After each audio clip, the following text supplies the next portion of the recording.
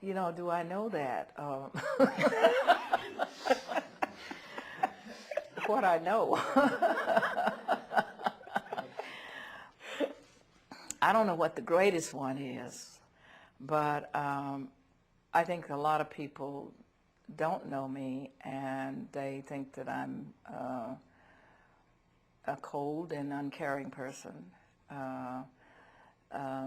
that I was Joseph Martin's wife, and so that I became who I am because I'm Martin's wife.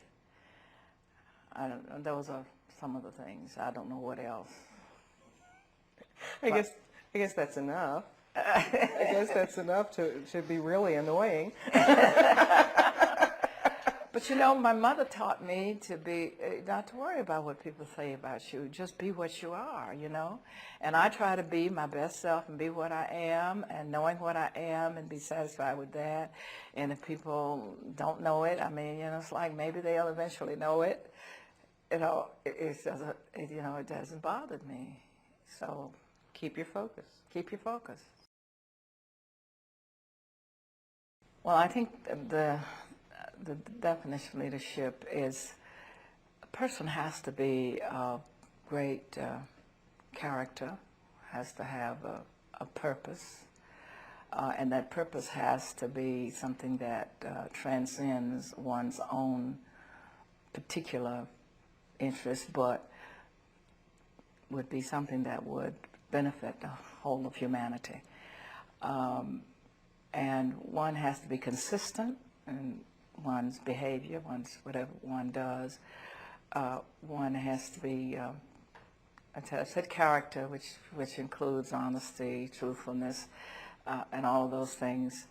And I don't think a leader is always someone who is identified by the media as leader. There are leaders that are not visible, and they are making a difference, and they are inspiring other people as well.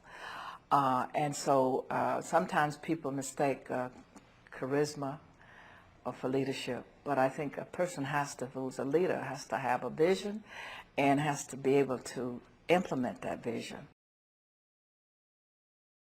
But Antioch had prepared me for such change, you know, constant change in my life there. So I continued to adjust to it. It wasn't easy, but it was exciting. It was exciting when the people stood up at 50,000 strong to boycott the buses. I mean, that was so exciting because this had never happened before.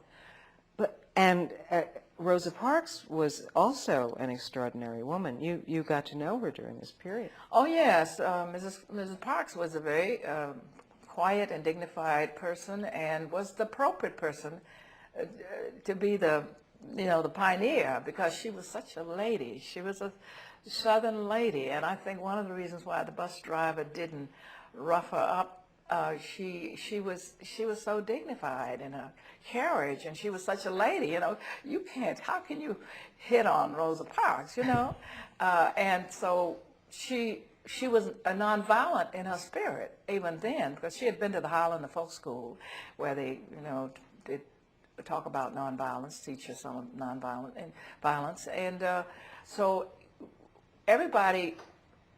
When they found out it was Mrs. Rosa Parks, you know, everyone was righteously indignant, let's say, because how can you, a very respectable lady like Rosa Parks, you put her in jail like this and treat her this way? So I think she was, again, it was the right person for the moment. And of course, Martin was asked to be the spokesperson. When he came home that evening from the first meeting that was called, and told me that he had been selected to be the spokesperson, and he said, I have 20 minutes to prepare for the most important speech in my whole life, and he was obviously nervous, you know, but he had a way of doing an outline. He did an outline quickly, and he could speak from an outline as well. So it was exciting, but it was also dangerous. And you had to get used to that. It was dangerous, and I didn't know how dangerous it was initially because when we started getting the threats, then I realized, it was dangerous. But I thought that many times they were empty threats. When a caller called and said to my husband, if you don't stop your I don't know what word he used, but whatever, in 3 days, and be out of town in 3 days, we're going to bomb your house and kill your wife and baby. Well, when there was some talk about bombing, supposing they bomb, and I thought, well, nobody's going to bomb the house. If they do, it'll be a hit and run from the back, not on the main street. But when the bomb actually hit, I said, oh, they are for real. And we could have been hurt, we could have been killed even. So, that's when I realized how dangerous it was. And that's when I also had to realize that if I continued with my husband in the struggle, that I too could be killed. How do you adjust to that? How do you? Well, again, I turned within, and I did a lot of soul searching and praying, because I know that if we are doing God's work and doing the right thing, that that God would protect us. I had that belief. That was my feeling. Now, of course, it doesn't mean that you may not be, that you may avoid being killed. It means that you could be killed. But you have an inner peace and a satisfaction if you feel that you are doing the right thing and doing what God intends for you to do. Because I remember after the house was bombed, and I had to, because my parents were trying to pull me away, and his parents were trying to pull him away, and I knew I wasn't going anywhere, but I had to be polite about it. But I had to come to a peace within myself that I am not going to go anywhere. I'm going to be right here, because this is what this is right, what we're called to do. And then I started thinking back over the path that had led me there, from my home training, the threats from my father, and I thought, gosh, my father was threatened in his early years, in my early years. And, it's like maybe I was subconsciously being prepared then, because I was fearful for my father. And then I thought about the path to Antioch College and my preparation, and then to Montgomery now.